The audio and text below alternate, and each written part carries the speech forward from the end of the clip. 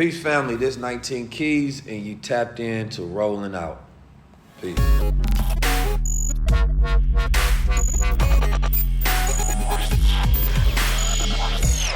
All right, everybody, welcome back to Rolling Out. We're here in the studio in Atlanta, Georgia. I'm Rashad Milligan. I'm here with 19 Keys. Yes, 19. sir. Good to be here. It's brother. early in the morning, first thing in the morning. You just hit a few push. First question, how many push-ups did you just hit right now? Man, I just hit 19. Oh, 19. Yes, Oh, easy. Just a quick little 19, man. That's all. Just Easy. waking me up, get my blood flowing, brain working. What is your morning routine looking like? Well, that's part of it, man. One of the things I like to do early is to get a workout in. You understand me? Get my blood flowing, get my heart pumping. Another thing, if I want to be extremely alert in the morning, I want to work, I'm going to do a cold shower. Mm-hmm. You understand me? That cold shower, that's going to spike me up, get my blood flowing, and get me real active and ready for the day. You know, one thing I've been teaching my students is about what's called ultradian cycles, which is the 1 hour cycles we have throughout the day, where we can get to peak performance, do it for about 90 minutes, and then after that, you got to go through a 20-minute rest. So what I'm doing right now is kind of clocking what peak hours within the day where I have that high performance. I'm more focused, I'm more alert, I have more emotional resilience, the whole nine. So the morning is something that you conquer so that you can have power for the rest of the day. And then I take my Smart Moss and I take my Gold Water. And those are some of the products that I actually have to sell. Okay, cool. And the other question that I have with that, you are also playing the positive energy music. Yeah. You know, just how important is that for you to kind of set those vibes and everything first thing in the morning? Well, yeah, man, you know, your brain is going to peak through different hertz and different frequencies, right? So at the top frequency, right, you're looking at, you know, it says your brain can go from 1 to 55 hertz, right? So 1 is just in your deepest sleep, right? And then 55 up here is when you're talking about at the top peak alertness. So sometimes I listen to different frequencies because I'm trying to attune my own brain waves so it can be up there. So when you are at your height where you feel extra focused and you in your flow, that's just when you are at your height and frequency, right? So people talk about frequencies and vibration and energy a lot, but it's a real science to it when you actually just understand the human body. For sure. And you were just talking to EYL the other day, a couple of days ago. Did you have anything to do with InvestFest over there in Europe? Oh, yeah, man. We packed it out. So, you know, working with EYL has been a tremendous blessing with, you know, a lot of favor. We did a partnership to do distribution on a platform with High Level Conversations. And now High Level Conversations is one of the top shows in the nation, right? We get millions of views. And you know, utilizing the platform that I created, you know, in conjunction to partner with them, because I've been doing this for almost 10 years now, but, you know, I'm big on collaboration. So when they asked me to do InvestFest, of course, that's a no-brainer, right? So, you know, I'm going to bring a percentage of the people that come to InvestFest just directly from my platform, right? Same thing, Royal Albert Hall. I went to London probably 3 years ago, had my first event, packed it out in an hour, right? And it was at this vegan restaurant called Ventre. Yeah. And coming out there this time, and that was when, you know, 2019 platform much smaller, right? Yeah. Since then, we have done Breakfast Club interviews, we did a multitude of different things, and millions of lives have been touched, right, and educated and enlightened. So now, you know, it's basically you look at the people that's there at Royal Albert Hall, we're all responsible for a percentage of the people that come there, right? And it was beautiful for me because, you know, I'm a Muslim, right? Growing up in the Nation of Islam, and Minister Farrakhan is banned from the UK. But I was told right before going on stage, he actually had the Royal Albert Hall booked, right, before he was banned to come to the UK. So it felt, you know, like I was extending and delivering a mission, right? So that just felt like we was doing something bigger. And walking out there, man, I'm not gonna lie, that was probably the best stage I ever stepped on, just as far as the energy. Yeah, right. That's crazy. It felt tremendous. That's crazy. I did have another question, but I forgot it. So since we took care of a lot of the kind of, you know, background and everything setting up, let's get into it. Yes, sir. Kyrie, man. Kyrie, that's your dog. Yeah. I love Kyrie You're Irving, speaking out and supporting him now. I guess first things first, what do you kind of think of kind of the black community's call out to boycott the NBA right now? And just how do you feel about Kyrie and everything that he's going through right now? Well, I know Kyrie personally, right? When Kyrie was going through his thing with the mandatory vaccine, you know, I pulled up to his home in Jersey, you know, and sort of coached him a little bit and just gave him some advice through that whole situation. So I know Kyrie's heart, You understand me? He has a very good heart, and I know his heart for basketball. He really, really loves basketball. Since he was a young child, he wrote down that he was going to be in the NBA, and he brought that dream to reality. So I know how tremendous it is to make that sacrifice, not just from money, but from a dream and a vision standpoint. So, looking at the NBA, whether it's like 70% black people or more, right, that means that the NBA is completely ran on black bodies and black energy and black spirit. Right. So for a white man, right, because this is what we're seeing, for white men to come out and demean a black man in front of the world and give him this list of terms that he has to do is the most demeaning thing ever. And black men feel that around the world. Because in America, the most tragic thing that have happened is to black people, right? So in America, when something happens, we feel that more than any other group. So there is no group that has the right to embarrass black men and try to make them the face of oppression, because historically in this country, we have always been the victims of oppression. So boycotting the NBA is just, the right thing to do, especially economically, because that's the only way you're going to put pressure on someone, right? When you look at Kyrie have already given up $100 million for his rights to his body, right? Yeah. And now this is his rights to think. This is his rights to freedom whatsoever. And there's a lot of people been talking about freedom of speech comes without freedom of consequence. Well, that doesn't mean that you utilize your power to try to brutalize somebody for their freedom of speech, because that means that you don't have freedom of speech. If the moment that I utilize my freedom, then there's a consequence. Right. So I think that, what got Martin Luther King killed was not him having a dream of integration, because he said that we are integrating in a burning house, which means that he started to later agree with Malcolm X. It was him saying that we want to have an economic boycott, right? He said that we need to boycott Coca-Cola. We need to boycott these big companies. And we know the next day he was killed. So if you're going to stand behind Martin Luther King and Malcolm X and any of our other favorite leaders, then you should also take on guard the things that had them at the height of revolutionary and the height of what they believe was the truth for change, right? And that's fighting for our human rights, and that's economic boycotting, and that's everybody being on code. Because the saddest thing that I've seen throughout this situation was, Shaq and LeBron James. Number one, Shaq throwing words at at Kyrie Irving, disrespectfully, which is, setting the worst example you possibly can for young men who look up to Shaq, right? And then LeBron James not standing behind somebody that he's knew for years in this game, when he could have responded like Nick Cannon did, right, and saying that I 100% know that Kyrie Irving has no hate in his heart and is not anti-Semitic. Right. And that's the way you stay on code with your brother. You never attack his character.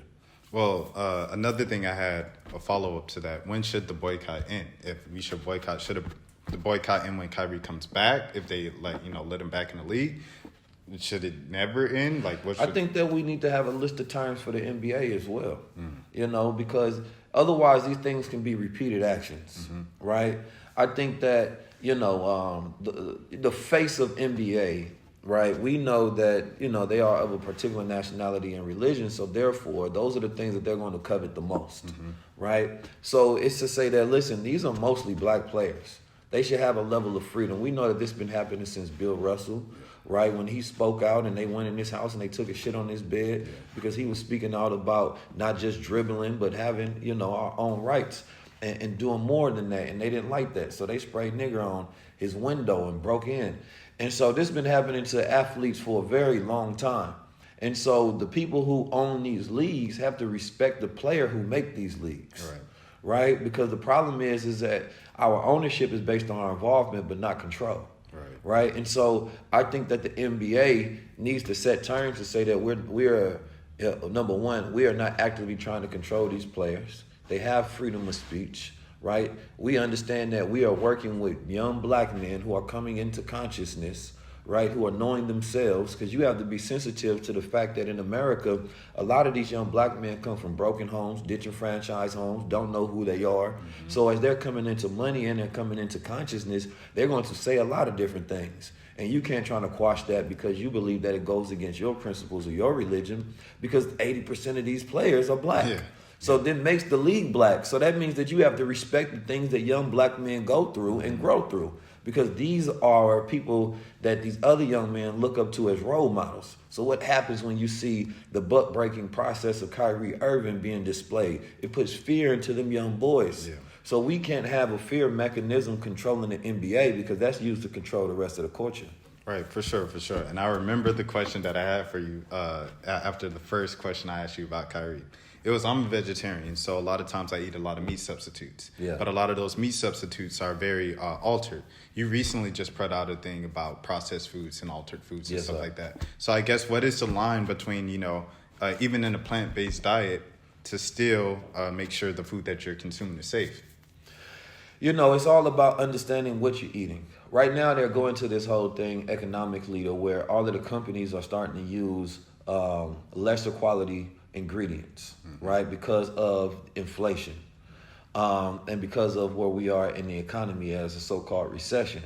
So that means that at the risk of your health, right, they're substituting these ingredients that you don't understand or know because they can get them for cheaper. So in the episode, the good sister gave a breakdown, Surviving Vegan, where she says the front is for entertainment, the back is for education. If you don't know what you're eating, don't eat it. You understand me? Otherwise, just roll the dice and hope you live and hope it's something good for you. You understand me? So, you got different people that's vegetarians, you got flexitarians, you got vegans, you got people who like to eat alkaline, right? I think it's all about understanding your body as well, the way that your body processes food, processing processed foods is not something that our body is supposed to go through, right? Because we actually don't absorb any minerals, any vitamins, anything from it. So there's a reason why most people in America, which is more than half, which is the majority, is overweight, right? And who has the worst health issues in America? Actually, are black men, right? So we should be more focused on our health more than anybody, right? Because that's how we're being destroyed the most. Right, so I would just say make sure that you educate yourself on what you're eating and know what it's doing to your body. For sure, for sure. All right, cool. Supporting black media, just period. With your partnership with the EYL, being here right now at Rolling Out, just what is the importance of supporting black media for you? Well, media is the most powerful source on the planet Earth of being able to control narrative, being able to control the minds of the people. Most people don't think, right? So when we want to think, we look for the news. The news tells us what's going on and what to think about the subjects. We get perspectives from thought leaders, newscasters, and people that we respect and trust. Black media has the ability to empower a new culture. What we're doing as thought leaders, leading a financial revolution, the same sort of media that is casted when it's time for us to vote for a politician and that we hope that the government policies can implement and make change for us, should be the same sort of structures that's given to the thought leaders and people like Earn Your Leisure, Wall Street Trapper, myself, right? So that we can be empowered. Because if we get 12,000 people in the stadium, then y'all can empower to make that 100,000 people in Atlanta. If we can do 3,000 people, 4,000 plus at the most prestigious Royal Albert Hall, right? Something that it wasn't even made for, but we just changed the paradigm, then y'all can help make that 30,000 people next time we go. So therefore, I believe that it's the responsibility of black media, if you consider yourself to be a positive influence on our community, to shed light on the positive influences in our community, right? There's no blog culture around, right, doing good in our community whatsoever. If you do something negative, you'll be blocked. If you die, you'll be blocked, right? If you killed, you'll be blocked. If you cheat on your girl, you'll be blocked, right? But if you pack out a Royal Albert Hall, or if you have 12,000 people, if you teach 1 million people how to do stock trading or any of these things, there's nobody that reports it. And we wonder why, right? Bad news spreads faster, right? And therefore we create this reality. The only thing that we know is about the negativity in our community because we don't report the good. So today I seen Tanisha Arnold, right? She played Pam on Martin, and she retweeted that this is the new black media, and she put my name out there. And I seen Roland Martin come, and he had a comment against it. He said some of these people are grifters, and he was basically saying F them. And I'm like, how do you take your responsibility as a grown man, and you have a platform that's supposed to be black media, and the first thing that you do when you see a celebrity talking about new black media is attack them? How divisive that is and how irresponsible that is. So we have to get on code as well to where all those people that are in black media, whether it's Shade Room, whether it's Baller Alert, right, whether it's Spiritual World, right? And shout out to Revolt because I talk to Detavio often, and he's always talking about promoting good images, utilizing Revolt, right? And that's the one platform that I can say that have supported us, right, in any measure, while the rest, I believe, have blatantly ignored us. And a question that I asked EYL a couple weeks ago as well is just like, how is it to see, even though you said, we can amplify you guys from the 12,000 to 100,000, but how is it to see the 12,000 in Atlanta? It's historical. Nobody has done that before. And it's like, and the thing about like Atlanta was amazing with the 12,000 people. We had like probably 3 billionaires in the room. Yeah. You understand me? And they had never seen anything like this before, right? Even at my booth, there was a line that was just never ending of people coming in. Right. And just to see the sea of people who are there, not for entertainment, they're there for education. You know how different that is? Yeah. Right? Like, we have a complete culture that's built on entertainment, right? That's 90% of our culture. So now, your favorite rapper might not be able to pack out 12,000 people to get them there, right, for 3 days, right? So that's completely different. People flying in and they're learning about business, entrepreneurship, mindset, business models, stock trading, options, cryptocurrency, blockchain, all of these different things. That's a completely new culture. That's what I call it. Right. And then in Royal Albert Hall, there was no celebrities. Yeah. There was just us as thought leaders and teachers. And that one felt special because it was like an alternative to concerts. It was still turned up, you know what I'm saying? Yeah. It was still high level energy, but it wasn't like, you're going to see your favorite rapper, you go smoke, you go drink a little bit and you go leave. But it felt like that same time slot. Right. You go in there, it's turned up, you have fun, you learn, then you leave. Right? And I believe that that's an alternative that can be replaced all throughout the world now because we've made the model of edutainment successful.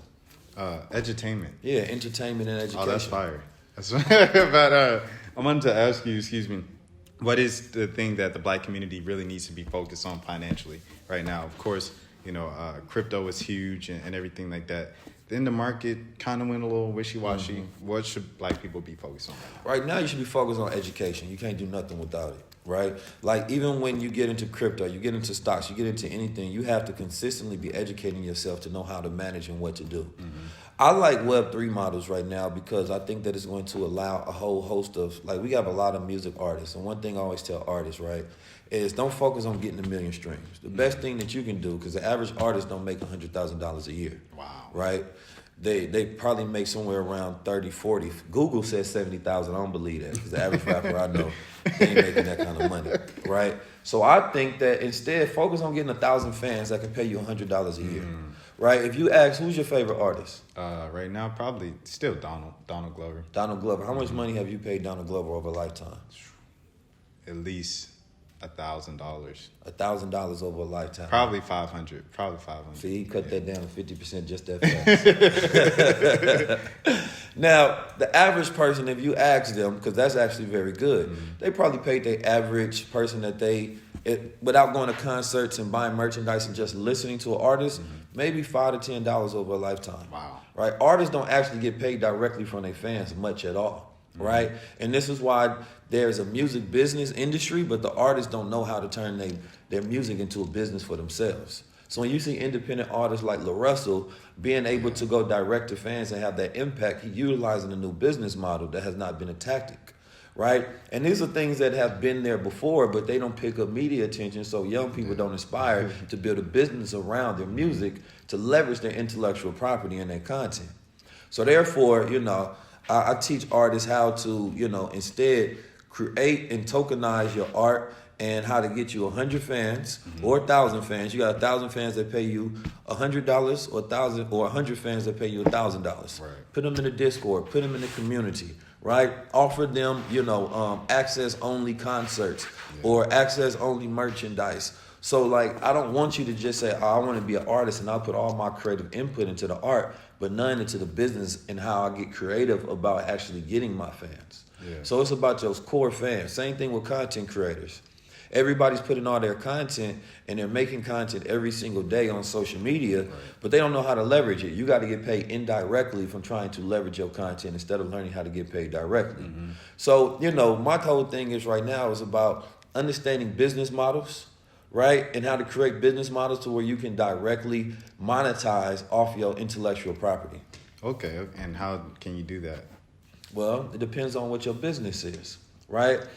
So we teach you how to utilize artificial intelligence tools. There's some tools to where right now, one of the big things that we teach in our students is how everybody should become an author. right? So we teach you a very simple way where you can become an author in like 5 weeks, and how you can utilize artificial intelligence to create the cover, right? How you can utilize that to actually put pictures that's created based on the text of things that you're talking about inside the book. How you can have these upgradable barcodes so that when you're making a book, people can scan it and have new content consistently in the book. Goodness, So we that's teach crazy. high-level new creative business models, and that's in my program called the BWO. Right, so we teach the stock, we teach the business, we teach the fitness, we even teach spirituality in the form of like meditation and things of that nature. But the creative business models and the mindset part is the high level key that people utilize for success. So there's no one size fits all for everybody. We really try to cover it in a holistic manner. We want you to really be successful in all areas. But the way you think about business is the most important, because just those gems that I gave you about a book, the average author never thought about, ever, right? And we teach you how to self-publish rather than give 50% to Amazon. And where can the people find this online and, you know, sign up for your courses? And They can go to at the BWO, or probably go to one of my bios, click the link in my bio, right? And they can sign in, and we have an app that is coming out to where the community will exist on the app. And this community, you know, meets we have classes from like Monday through Sunday, right? Different classes that you can tune in. So it's like basically you picking what you want your major to be, the same way in college. So even though there's a plethora of options of things that you can learn inside it, you pick what's the most important that's going to help you reach your goals. And it's not a course, it's actually coaching. So we teach live. Okay, fire. A lot of people are boycotting Nike and Adidas right now. Yeah. Just what are you wearing on your feet? Like, you know, how do you kind of navigate those? What I got on, make sure I ain't hating. Make sure I'm on code. Make sure before I talk. Yeah, I mean, you know, I think that people got the right to boycott. You know, I think economic boycotting, but not just boycotting them, boycotting. Boycotting is when we buy from each other. So when we boycott from them and we buy from each other, that's more powerful, right? Because at the same time, like, boycotting and boycotting should not just be utilized in times of, you know, heightened political issues. It should be a norm, right? Where we buying from each other and we're actively searching, where's a black-owned shoe company? Where's a black-owned athletic wear that I can buy, right? So we have to be active in these things and not reactive in these things, because that's when they become real. Otherwise, we waiting for the next problem to support each other. You know what I'm saying? And so we got to have a culture that's based on support, right? And I believe that that's more important. But yeah, I think that, you know, Adidas won't have a good time without Kanye West anyway, right? He represented billions of dollars in sales for them every year. I think from $1 to $2 billion, right? And without that Yeezy brand, they're going to lose anyway, right? And they say they're going to try to sell Yeezys without Ye, and that won't work because nobody's going to want them. Ye made them cool. That was the only reason we wore it. He can sell us something ugly, we go put it on because we like Ye, not because we like Adidas. So that is already going to happen. Nike, I don't think people go boycott Nike, if I'm being honest. I'm just being honest. You understand me? I think Nike too big for people to be serious. You know what I'm saying? People got too much Nike. But I think it's more important that, you know, we send a strong message, and you should have an economic boycott and let them know that these are consequences. The black dollar is $1.2 trillion. Right? So we actually have a lot of power. A lot. We are the highest level of consumers in this country and the lowest level of producers in this country. So the most leverage that we have is when we don't consume something, right? Whether it's if we holding our vote or we holding our dollar. Because of the majority that we have is whether it's 14 or 13% in this country, other communities can't do that. Only blacks and Hispanics can have that sort of impact economically and politically when they withhold something. Jewish community represent 2%. Right, the white community can do that same thing, but of course they are the power structure in their own thing, so they're not gonna boycott themselves.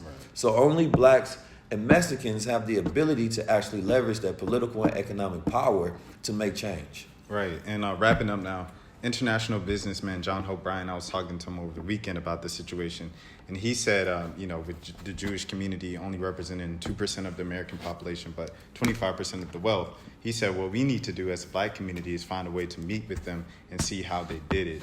How do you feel about kind of that? Well, we already know how they did it. What Jay-Z saying, 444. You understand me? We got breakdowns. We teach how they do it. I teach personally all of the different wealth standards, right? The Jewish wealth standard, they represented 2%. during the 1930s, they could not get hard labor jobs, right? Because there was discrimination against that particular group. Specifically, like Henry Ford wouldn't allow them to work in the factories. So instead, they got white-collar things. They became the accountants. They became the lawyers. They became the bakers. Same year that the ADL was created, same year the IRS was created, same year the Federal Reserve. All of those different things. They write the laws, right? They run the paperwork. So when you look at that, and also they put a heightened level of importance on education, right? So the average person, Jewish community, make $100,000. Average person, black community, make somewhere around $30,000, right? So the models already are out there. It's economics. It's collective economics and unity and family and education. The very things that we missing, right? So we have, our family model is completely disrupted, right? Everybody wants to be against each other. Everybody wants to be strong and independent, right? Nobody wants to create a family model. Nobody wants to support each other. Jewish people support each other, right? You don't even know people Jewish until this damn yay thing happened. All of a sudden, they pulled out that Jewish card real fast. Wait a minute, I don't like this brother. This don't happen in our community. So they're actually giving us a master class right now. And it's not that we actually need to sit directly with them and ask, because we're smart enough to be able to observe reality, then demonstrate, because we actually had to start from the simplest things, learning how to do business. We don't know how to do business. Even people that are in business don't understand margins, right? They don't understand their profit targets and how to create actual business models. They don't know how to actually, look at their data and their analytics and create a plan and leverage that. So I think that first we need to leverage what's inside our community, which is us, right? The educators and the teachers and the leaders. And then, because you can't go to somebody else's community while ignoring your own teachers, they're not going to respect you. They be like, why y'all come to us? Don't y'all got people over there that's teaching? Didn't y'all just say there was 12,000 students that came to financial literacy? How about we magnify that, right? We respect our own and we do for self. That is the key, because that's what they did. They realized they cannot wait on a savior. They won't have the political and voting power, so they don't make change through that process. Through voting, they do lobbying, right? The greatest super PAC in the world, right, is what? The ADL, right? They lobby to get things done. That's what we need to do. We have to put our money behind things. And so people, I think, misconstrued the other day when I was talking about voting, and it's saying that there has to be economics behind it. Get every black congressman in the country, I was talking to Rashad about this, get every black congressman in the country to hold their vote until there's a reparations agenda on there, and that changes the country. But without a code, can't do that, because Jewish people got reparations, right? Jewish people were supposed to be settled in Uganda. Instead, they went over to Israel, right? And they took over. That's part of their reparations package, right? From 1948. Where's ours? So we have to get on code. We can look at their history and see how they did it, right? We now have to work with those who are working to do it now for us. All right, Keith, before we get out of here, Yeah. the reason why you're here, the reason why you're on the road right now, the high-level conversations Yes, tour going on, just what are some more details about that? What's going on? Well, we have a sold-out show tonight with Billy Carson. Our episode, me and Billy, we did 3.7 million views. You understand me? And we had a very high-level conversation talking about concepts that are not normally discussed on a large platform or mainstream platform. And actually, we're not mainstream, we Godstream. It's another level.